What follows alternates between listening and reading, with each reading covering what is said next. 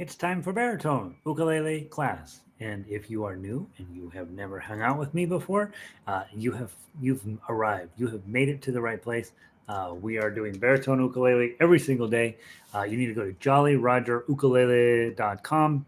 It has everything you need to know about what we're up to here. I'm going there right now to post today's link um, and get everybody in here settled in and ready to rock. Dunk, dunk, dunk, dunk, dunk. Open a new window, update and update. That should get everybody in here. Let's see. All right, there's that and there's that. And then now I should be able to click here and it should take me back to myself. And then we will be all in a perfect circle and ready to play Baritone Ukulele. My drink, Toby bought my drink today, so it says Toby on it. So every time I drink it, I feel like I'm breaking a rule or something. Let's see. I'm in a little bit early. No, I'm not. I'm in really late. What time is it? Who am I? I probably, let's do this. Let's do this. Vic. Vic lives in Oregon. She lives 9 months a year in the rain. This summer, she's lived the other 3 months in smoke. So she's losing her mind up there in Oregon. Terry, welcome in. Good to see you. Jack, good. 70 degree clear and so upper Midwest is killing it weather-wise today. They're clearly beating the rest of us. I keep looking outside. I keep doing this to look down to see if I can. My judge of the air quality is if I can see the tech center, and I cannot see the tech center right now. Yeah, yeah. That's. It's, I don't know if you can see this. Says unhealthy. That's how much smoke is in our air. 113. Ugh. Yeah, it's terrible. Which of course is nothing to Vic. They had 700 up there this summer. So Michelina also from Portland is having terrible smoke this summer. So baritone people and smoky again here in Denver. Not a good day. Not a good day. It's a good day. It's a good day. It's not a healthy day. It's not a healthy atmospheric day. How about that? Every day's good. We got to remember that. um, who was it? There's somebody that says, "Well, I'm above the grass, which is better than the alternative." You know, you don't want to be below the grass. We're working on a song in harmonica called "Black, Black, Black is the color of my true love's hair." And one of the lines in there, I love the ground on where she stands. Well, but in the song, she's already dead. So she's actually under the ground. And so there's this big part of me that wanted to rewrite the words for this. I love the ground under which you lie. But it didn't seem, it's already a sad enough song. So stand corrected. Terry, we are. Eventually going to go into the winter where we're going to have fewer fires, and I am looking forward to that day. Smoky up north, Smoky North Denver. Cindy, I didn't know you were in North Denver. I thought you were south. So Cindy as well is having a smoky day. Carol, what's the weather like up there? Hazy up in Northrop, but not too much. Yeah, I think it's interesting watching the way the smoke has traveled. It's surprising how many days you would think east to west, right? So the fire is up west of Fort Collins. You would think it would just go whoosh, right straight across Fort Collins because east to west. But it's amazing how many days since that fire started that it's coming down, like basically shooting it right into Denver. And so I agree. I think we lie low, and then the wind has a tendency to go in that direction. Yeah, I did not know that this folk song is called "Black, Black, Black is the color" is the actual name of it, and in Scotland, which is where it's from, they sing "Black is the color of my true love's hair," um, but I think it was Joni Mitchell or maybe Joan Collins, not Joan Collins, Judy Collins, whatever. One of those '70s girls saying "Black, black, black is the color," which makes a lot more sense. It actually really lays out nicely into the thing there, and it's a super beautiful tune. So we will probably end up doing that here in baritone. I know, Diane. I, honest to God, have just been absolutely unable to look at emails. I am so far behind. I'm looking at 122. I haven't even opened. So, Diane, I know you sent me an email. We are going to get together. We are going to get all this. We're going to get all this worked out. Stick in there with baritone. And I apologize. I just have not been able to get to the emails at all. I got voicemails I haven't got to. Oh, God. It's Joan Baez. All right. I don't know. This sounds terrible, but I'm 56. The real heyday of folk music was a little before my time, and so in my head, there's all those folk music bands, late '60s, early '70s, and they're all in one big clump to me. And for you guys that are a little bit older, that was your music, right? So you have a lot more scalpel like approach to the types of music that was going on. Joan Baez. All right, so there you go. '60s girls, probably late '60s, early '70s. The folk music girls, which they were actually, it's amazing how many good songs came right straight out of that. And I'm amazed how often I'm just putting them onto ukulele. And it's music I just honestly doesn't mean anything to me, but boy, it really works and it's really beautiful. So, all right, let's grab your baritones. I apologize, I have the wrong instrument here. Let me go grab my baritone.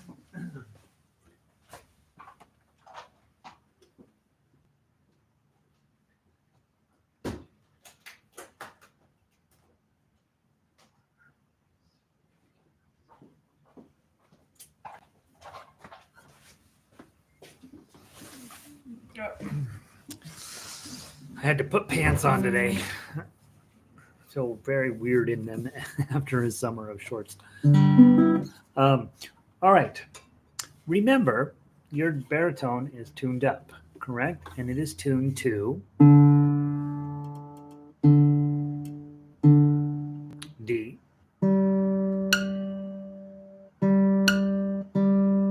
G, B,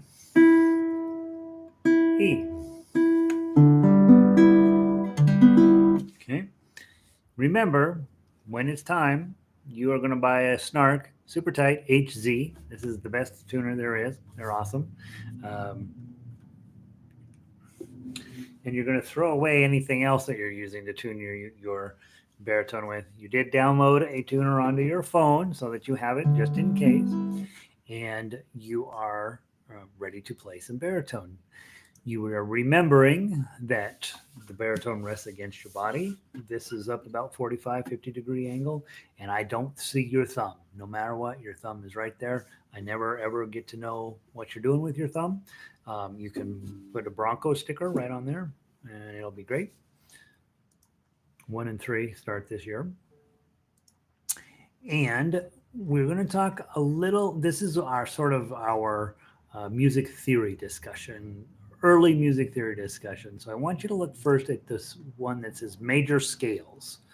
You got two pieces of paper today, major scales, and then you also have the fretboard. And so what I'd like to do is just take a look at major scales on baritone.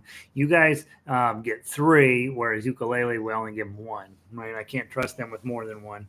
You guys, you have to have all 3 of these on your instrument.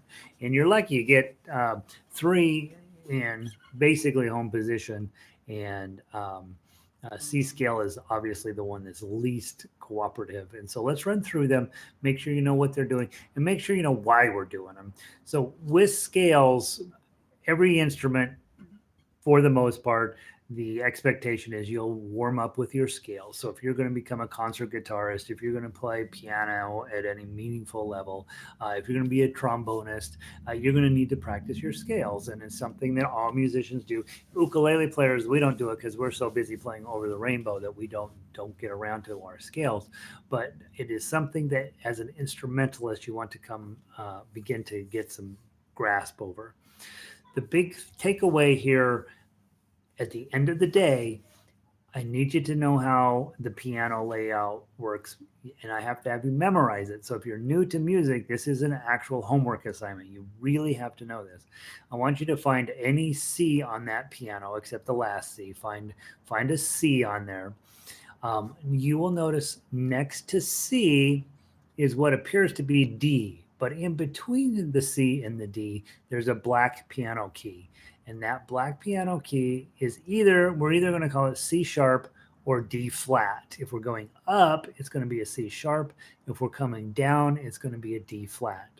Now look at your D. Next to it's an E. In between D and E is another black key. Well, if you're going up, it's a D sharp, and if you're coming down, it's an E flat. Okay. Next to E is an F, and there is no black key there. Now, this is where things get kind of wonky. Like, why in the world would they have done that? I believe, and I could be wrong on this, but I'm 99% sure that the piano keyboard layout was designed to make it easy to reach, right? You're playing the white keys, reach up, you hit your black keys, reach back down. They could have made them all one long keyboard, but then you'd be moving them horizontally quite a lot. And by having the black keys a little bit higher up and just right in front of you, it's much easier to get the notes into a smaller area. And so I think that that's why the layout was done that way. So I also think they wanted groups of 2 and groups of 3 so for visually it was easier to see that. So there's no black note between E and F. Between F and G, same story. If you're going up, you've got an F sharp, and if you're coming down, you got a G flat. Same thing between G and A. That black key there is either a G sharp or an A flat, depending on the situation. And between A and B, you also have a black key, A sharp or B flat. And then next to B, you start over again with a C, and there's no black note between B and C. So as we're looking at our instrument, one of the things that's going to turn out is that we have all of those exact same notes on our fretboard, but all of our notes are brown. And so it's impossible to really see visually where all those notes are. So you have to sort of memorize them, or at least become familiar with where your fingering goes, so that you will have some general sense of what your next note is and how everything works together. Now, if I take you on a journey from C to C on your baritone, it would be called the C scale, and we would not use every single fret on there. We would just use some of the notes. Now, C scale on baritone is a kind of a bummer because it starts here and it goes way down to here. Okay, so it's all over the place. So let's take a look at the G scale, which is right underneath that. And so we're going to start on a G note, and then we're going to go all the way up to another G note, and then we're going to come back. So your first G, remember your tune D, G, B, E, your lowest G is sitting right here, an open third string. So let's pluck that. Then your next note that you've got is an A. Okay. Now in between there's G and there's a G sharp here, but we're not going to play that. We're going to play the A. Okay. So G, A, G, A, and you're using your middle finger because it's on 2. Now then the next note's a B, and you've got D, G, B. So that's this note open. That string open, that's a B. Then you have a C right here because B doesn't have a sharp, so the C is right there. Then you play a 1. C does have a sharp right there. So now we're going to hit the D with our 3. Okay. Then the next note's E, so we're going to hit the open bottom string. Okay. In the key of G, all Fs are sharp, and so instead of playing this F, we're going to play this F sharp, and then we're going to play a 3 here on this string. That's another G. So you've got a low G and a high G. Okay? Now, we're going to play through this a few times. We're just going to go 0, 2, 0, 1, 3, 0, 2, 3, and you're going to hear how all of the notes feel like they belong. There's not going to be any weird notes that show up. If you're playing the piano and you reach up and hit, and you're playing all white notes, everything sounds great, and then you reach up and hit a black note, it sounds wrong. It sounds like, what? That doesn't belong in there. And the same thing is true on your baritone. If you're playing along and you hit the wrong fret, it's going to send out this nasty, ugly little tone that doesn't feel like it belongs. So all these notes are going to feel like they belong together. Let's start from open string 3. 1, 2, 3, 4. O, rest, 2, O, 1, 3, O, 2, 3. I'm going to go back through. Let's play it. I will sing you the notes this time. 1, 2, 3, 4. O, 2. I'm sorry. A, B, C, D, E, F sharp, G.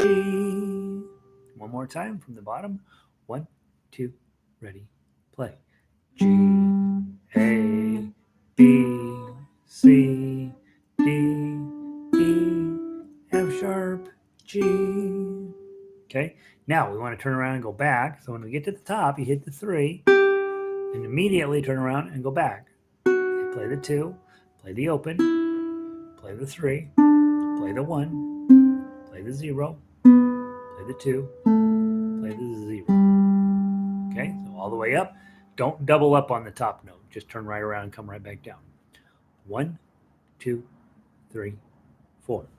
G, A, B, C, D, E, F, G, right back down. F sharp, E, D, C, B, B, A, G. Guess what I did? I missed the B. So let's do it again. I should be able to play my scales well. 1, 2, 3, 4. O, 2, O, 1, 3, O, 2. Turn around, come back. 2, O, 3, 1, O, 2, O. Beautiful. That's better. So with scales, I like you to use those, if you use them at all, as a warm-up exercise. How fast and how smooth and how perfect tone can you get out of this?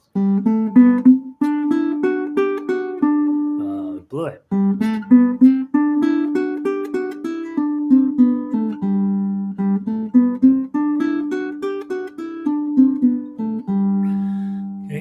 Warming up my fingers, using them as a practice tool. With this hand, I'm just using my thumb, plugging one at a time, trying to keep my notes exactly perfectly steady through there and have the nicest possible tone. You can also then, and this is not a bad activity, use these two guys as your plucking hand and alternate them. O, 2, O, 1, 3, O, 2, 3, 2, O, 3, 1, O, 2, O. Okay. The reason you want to get good at that is you are going to be playing in this claw position a lot, and these two fingers are the better and faster we can get them now. I don't work on it very much, and so I really struggle with that exercise. But you should be better than Gary and work on playing with these two fingers. And then once you get good at those two, you feel like, yep, I'm in control of those two fingers. Then you, of course, add in your ring finger and start practicing using all 3 of those fingers.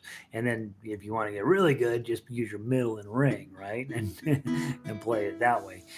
The big thought behind scales is it's really a technical exercise to get your left hand and right hand thinking the same thoughts. More than that, however, it's really designed to help you figure out which notes go together.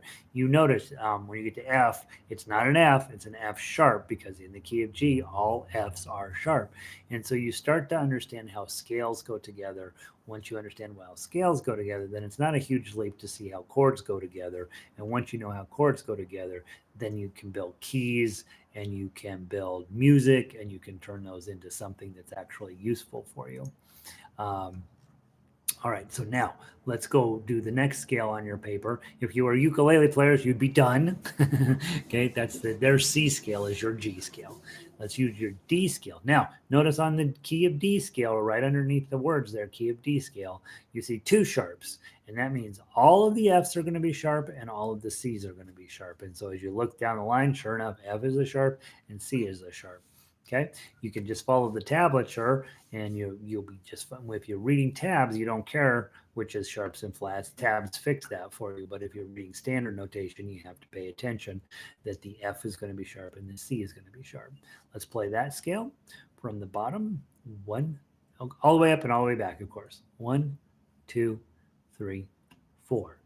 0, 2, 4, 0, 2, 0, 2, 3, 2, 0, 2, 0, 4, 2, 0. Make sure that four is sitting there like this bad habit waiting to start. Fours you use your pinky on. You gotta talk yourself into doing it. Nobody likes that. Nobody likes that. But that's what you want to do. We got to get your pinky cooperating and doing its thing. I have overused my pinky since March, and my pinky is all mad at me. But I'm trying to be as religious about using him on fours, and of course he ends up playing a bunch of melody notes too. But when I see a four, I really want my pinky to be on there. Let's play that scale one more time. 1, 2, 3, 4. D, E, F, G, A, B, C sharp, D, C sharp, B, A, G, F sharp, E, D. Okay, beautiful. Hopefully that's going well for you. So I'd say as warm ups and just getting where you're comfortable, knowing where everything is on your fretboard. It's a goal, and I'll tell you why it doesn't. It's not a great goal, but it's a thing to make you smarter. Okay, let's talk about the key of C. Key of C is what you're going to be spending some time on because all piano music's written, not all of it. Half of the piano music in the world is written in the key of C, and ukulele is playing the key of C. So you're going to end up playing in the key of C. It's not particularly convenient on this instrument, but you can do it. What you notice is he goes 1 3, a 1 3, and then you're going to have to slide down to 5, 7, and 8. And notice above 5, you see A, and then you see the note, and above that it says C, V, and there's a line. That's classical guitar notation. You don't see it a ton in ukulele music because, frankly, we just don't do it. We don't often play from standard notation. But in standard notation, when you see C, that means bar. And I don't know why they use a C. Don't ask me. I never looked. I could look it up. Google will tell you. But they use a C, and then the next thing after that will be whatever fret. So it's basically telling you move to 5th position. And that means your index finger's on the 5, which puts your ring finger on 7 and your pinky finger on 8. That's what that CV stands for. C5 is what that means. That means play in 5th position. I use that notation on my guitar music all the time. I don't use it on ukulele notation very often because, frankly, ukulele doesn't quite hold the same rules as classical guitar in the sense that you can reach a whole bunch more frets on this instrument. Thankfully, you can get a lot cooler chords out of this instrument than you can out of that other instrument because you just can't reach that far away. Whereas on baritone, if you wanted to reach down to fret 7, you really can, and you cannot on guitar. So that's why on guitar I'd use that notation all the time, but on baritone ukulele, maybe I use it, maybe I don't, right? In this case, I want to teach you what that C5 stands for. So let's play the C scale, and remember when you go to 5, index finger lands on 5. 1, 2, 3, 4. 1, 3, oh, 1, 3, 5, 7, 8, 7, 5. Slide back. 3, 1, oh, 3, 1. Beautiful. One more time. 1, 3, oh, 1, 3, 7, 8, 7, 5, 3, 1, 0, 3, 1. Okay, nice. Those are your three scales. All three of those scales on baritone are going to come up in your life, and frequently you're going to play a lot in G, a lot in D, and a lot in C. And so just knowing the notes that are in those scales may or may not prove to be particularly helpful, but I do think learning to play the scales is not a bad way to warm up. Um, let's see. First position, we talked about that. Index fingers, middle fingers, ring fingers, and pinky fingers. That's first position. If you go to fifth position, now you've got indexes playing the fives, middle fingers playing the sixes, ring fingers playing the seven, and pinky fingers playing eights. And so that's what positional playing is going to do for you. Now, next up, let's go to the other page that you have, which is called Baritone Fretboard.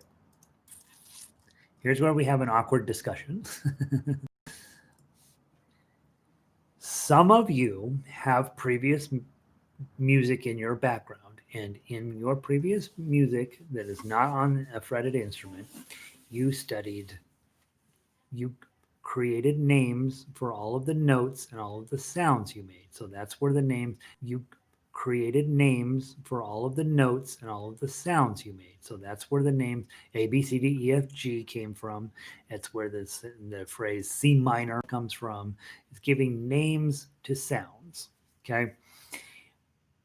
You do not have to do that in order to play baritone ukulele. You can make you smarter, not something I'm against, but you do not need to know any of that. You don't need to know that. Nevertheless, I know you. I know where your heart is if you've had previous musical experience. And it would sure be important to you to know that that's an E, and that's an F, and that's a G, and this is an A, right? Really important to you for some reason. You're not sure why. I think it's because your piano teacher was mean, but I don't know. But do you feel like you need to know that? You don't need to know that. We have tablature. It is a vastly superior system for this type of instrument. Now, the question comes up. Well, why, if tablature is so great, why don't classical guitar players use it? Classical guitar players don't use it because they're in an academic setting. Classical guitar lives in this little silo in public education, private education. Let's be honest, you don't get free classical guitar. And in that little silo, that's academia. And in academia, you have to use standard notation. We don't discuss it. That's the way it is. Blah, blah, blah. End of discussion. If you look at all classical guitar standard notation, I would say with almost no exceptions, you're going to see lots of little numbers written in next to all the notes. And that's the tablature that somebody has gone through and added in for their fingering, which frets, that sort of stuff. So they hide it inside of the standard notation because standard notation is not an ideal program for this. They came up with standard notation for orchestras and for piano. The idea was we're going to have one system. We only have one system. That way we only create one set of sheet music, and then everybody's going to play from that one system. And they had that prior to computers and software, and it made sense. The problem was, if you are a multi-instrumentalist, wherever an A note is different on every instrument. On a piano, an A note is C, D, E, F, G, A. What is A? So it's A is over here, right? If you are on a guitar, your A note is, well, let's see, this is E, F, G. Oh, it's right here, A. Oh, same place for baritone. Yeah, sweet. Okay. If this note is a D note on a ukulele, okay, so you have to, every time you switch instruments, you have to read the standard notation differently. And that's where tablature comes in. once you learn tablature, you can now switch from ukulele to baritone to banjo to mandolin to balalaika to guitar, and it's all the same system. So for fretted instruments, tablature is vastly superior. Tablature has, of course, one major weakness is it doesn't tell you how long to hold the note, and that's why the sheet music I give to you has both, so that you can play it either way. But tablature tells you exactly. You're going to put your finger here, put your other fingers here. You're going to strum that. It's going to be great. And so tablature is the system that lute players use for 300 years without any sheet music, without any standard notation. Did 300 years of lute playing, which was a big deal back at the time. It was sort of the guitar of the age. If 300 years of lute playing required no use of standard notation, that should give you an idea about how important standard notation is today. Okay, they will tell you it's important, but it isn't. Okay, nevertheless, I don't discourage you from learning it, and that's where that ukulele fretboard comes into play, and that is, let's talk about how that lays out. Okay, so if you're on the first string, your E string, your next note is an F. Now notice there's nothing written on the paper between F and G. So you know it's either an F sharp if you're coming up or a G flat if you're coming down. So all you have to know is between the notes that are shown, there's a sharp and a flat in between each of them. Okay, so you got your E, you got your F, you got your G, A chord or A note, B, C, D, and E. Okay, if you're reading standard notation, very important that you memorize those notes. Okay, now notice those because most of you own a ukulele, that once you figured out, all right, every time I see a G, that's going to be there. Okay, on an ukulele here, and on a guitar, there's another one up here, blong, right? So there's G's all over the place. So just be aware that that's how string one lays out. String two lays out, obviously, the same exact program, except it's instead of starting on an E, you're starting on B. So you got B, and then a C, and a D, and an E. There's no sharp between after an E, so you got F, G, A, B. Okay, and notice when you get to the 12th fret, you have other frets down here on baritone. All you guys have additional frets, but when you get to 12, you're now back to D, G, B, E, just the same as down here. D, G, B, E. It's just an octave higher. Same exact notes, just an octave moved up higher onto the piano. So that's where your notes fall. And then it's really fun, I think, to figure out what are chords made of. If you grab a G chord, okay, grab your G chord. Now you know what notes make up a G chord. So the first string is open, that's a D. Second string is open, it's a G. Third string is open, it's a B. And last string is, you're holding it at 3. That turns that E string into a G. So now you know G chords have G's, B's, D's, and another G. Okay, so a low G and a high G, a B and a D. Okay, that's a G chord, G, B, D. You played a C chord. You're playing an E on this top string. This note's open, so that's a G. This note you're holding a 1, so now that's a C. And this note's open, so that stays in E. So you're playing E, G, C, E. And the C chord is C, E, G. Okay, so it's kind of fun when you're sitting there, when you're learning this stuff, you're like, well, let's see. Here's an A minor. What's an A minor made out of? Well, it's made out of an E, it's made out of an A, it's made out of a C, and it's made out of an E. So A minor, you start with A, C, E. And now you found out, heck, I only need to hit these bottom 3 strings to get A, C, and E in. Maybe I hit this top string, maybe I don't. This bottom 3 strings, very stable A minor. Upper strings, not quite as solid because your bass note's different. Okay, there's a little music theory for you. Okay, so either it's like, oh, that was helpful, or that was hurt my head. Doesn't matter one way or the other. What we're really working on here is I want you to be able to play your scales. Okay, Friday we'll play all three scales. I want you to feel comfortable knowing that there is a mathematical basis behind all of this stuff, and I also want you to feel super comfortable with, I don't really want to learn all that music stuff. Just give me the tablature. It's fine. I want to be perfectly fine playing that way. 300 years of lute players says it's okay. Or if you're like, you know what, I have a musical background. I really do want to study the standard notation. That we have the power to help you through that process. And it's a slow process. And I'm not sure the work that you put in for it is worth it. But I do think it will make you a smarter person and make you better looking. And so why not? Okay. Cindy asks, at some point when we talk about how the name of the chords are not the standard one, how about how we name chords that are not 1, 4, and 5? Okay. Uh, yeah, a little theory, right? We feed it to you with baby steps.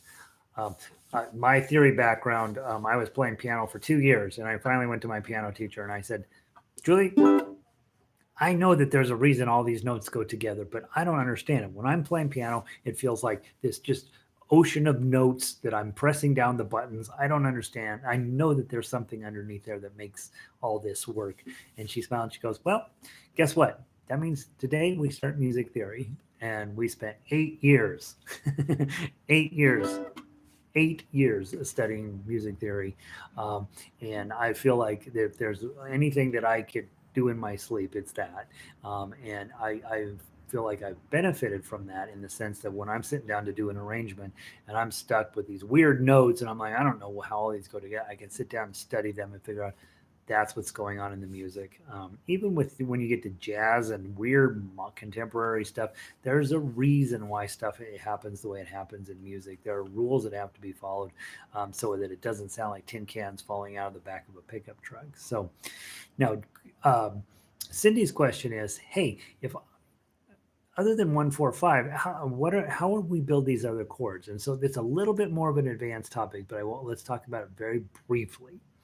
Let's go back to your major scales page. Top of the page is key of G. Okay, key of G scale. And so here's your scale. Okay, that's your scale.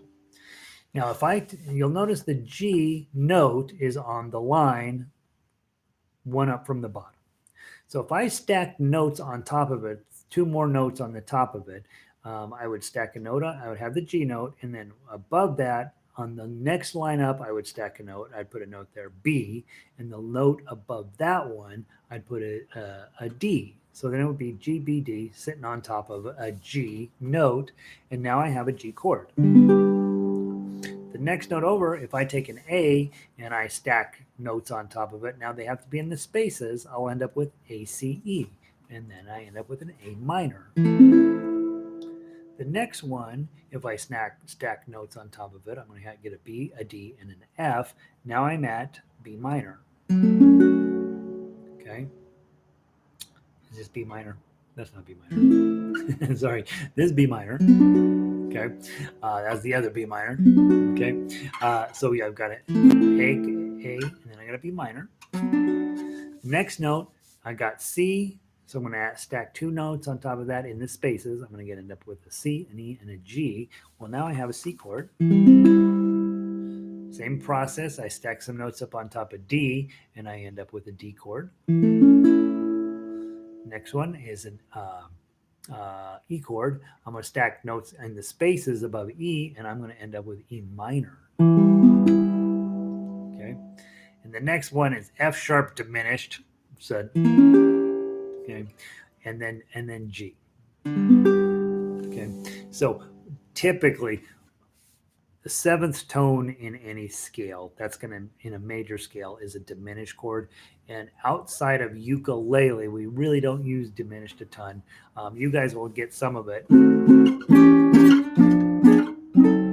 So the diminished chord has some relevance there. But basically, Cindy, in order to find the other chords, you're just stacking three notes above each other, either spaces or lines on top of each other, and then that gives you all of the chords in that scale. So for a G scale, G chord, A minor, B minor. Let me get it on here correctly. B minor, C, D, E minor, F sharp diminished, G. And that's how they all fit together. So then, when we talk to working musicians, they only care about 1, 4, 5, and 6 because that's what's going to sound best together. So G, fourth note in the scale is a C.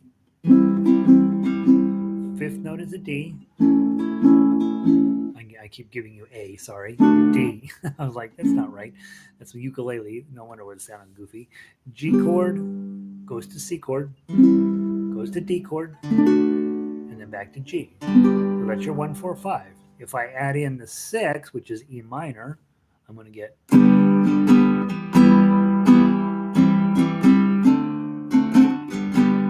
that's how those are. When you see 1, 4, 5, 6, they're going to be using the principal chords in that key. What they ignore are 2 and 3, A minor and B minor. Those get used less. Usually, you use those on a bridge or something in music, but they get used a whole lot less, at least in folk music. Classical music uses them heavily. Jazz just lives off of those two particular chords, and so they're useful for different things. So maybe that helped you, maybe not. Um, Stacking in spaces. So on the lines there, um, in the standard notation, you'll see a G. It's a the whole with the stem, and then I'm stacking that G, and the next line up is a B, and the next line up is a D. So we're just stacking those little notes on top of each other on that piece of paper. And then Cindy asks, I like the chord 0, 2, 3, 4, or E, C sharp, B. You like this one, 0, 2, this, E. Is that what we're talking about? Is that the one? Or 0, 2, 3, 4, this one? That one?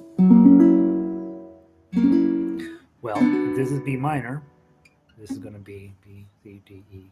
This is going to be an F of some sort. Probably F major 7th-ish.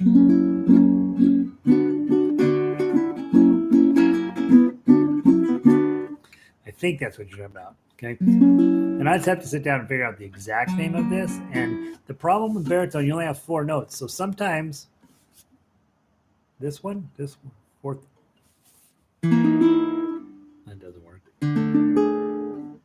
This way? You like that?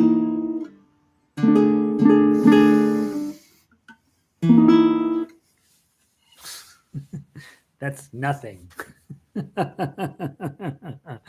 This is contemporary. This is contemporary jazz.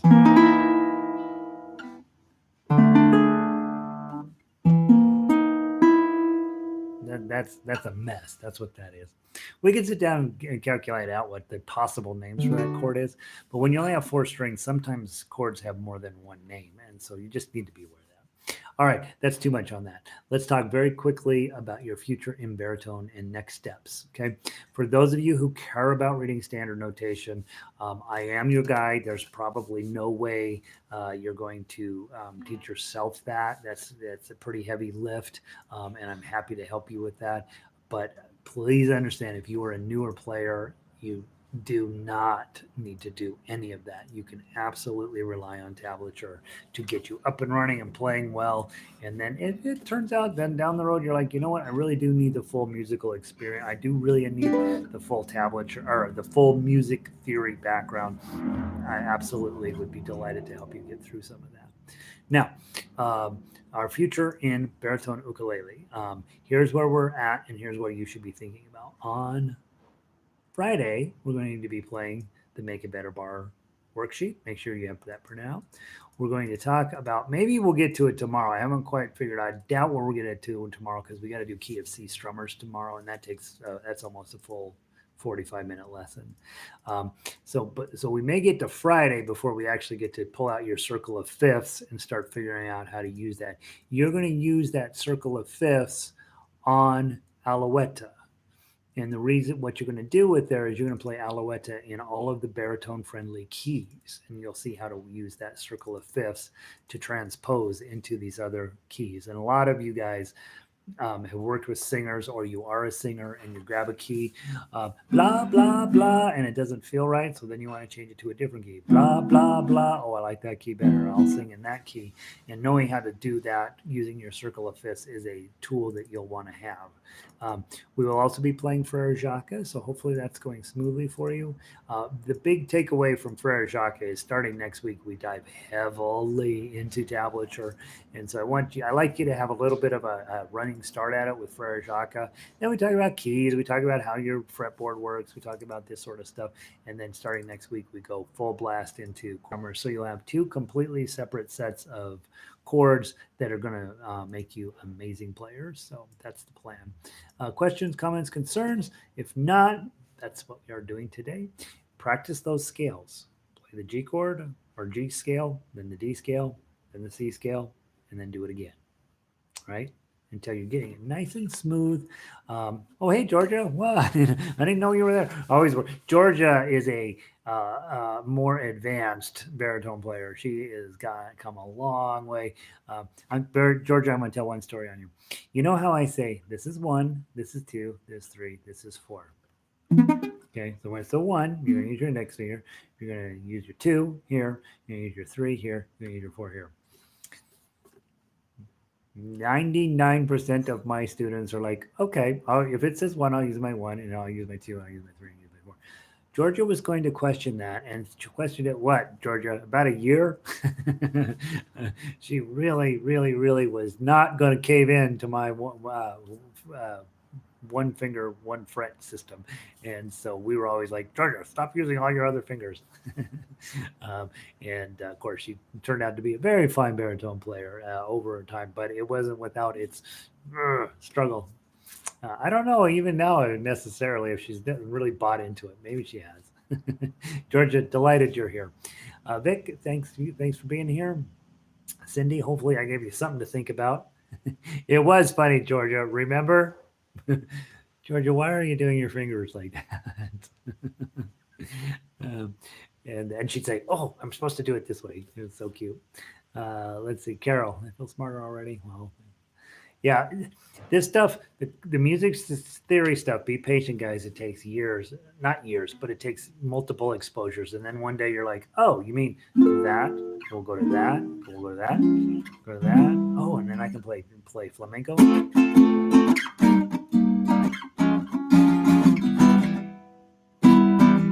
That's the wrong chord. This chord.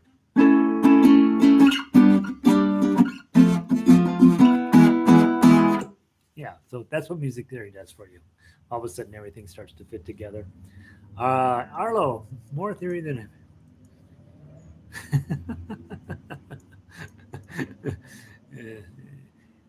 theory if it sounds good. That takes you 90% of the way. Music theory, if it sounds good, you're doing your theory right. However, there's a thing called jazz out there, and there's also a thing called contemporary music out there. And they use theory, but they mess you up. And so sometimes it sounds horrendous, and then it magically works itself out in the end. And classical music does that a lot to you as well. You're in this section of music, and you're like, "What are they doing?" And then all of a sudden, boom, comes out. Well, I was watching a ton of Eddie Van Halen the last couple of days. Obviously, watching him do what he does on electric guitar, which is magical. And you're just watching him. Sometimes you're like, does he know what he's doing? Does he know how bad that sounds right now? And then just with it, just like as if he's not even thinking about it, just magically turns right around and it turns into a thing. Just pure, straight up music theory. Every single thing there. He made it all up himself, but he figured it out on his own, which is the hard way to do it. And so, yeah, there you go. Terry, good to see you. Thanks for being here. Um, If it sounds good, do it. If it sounds good, it's meeting the musical theory requirements. Thanks, Michelina. You guys have a wonderful day. I will see all of you tomorrow, and a couple of you in guitar class next, and then we will keep moving forward. We're going to have a good week. We're going to turn you guys into amazing baritone players. Have a wonderful day, you guys. I will see you soon.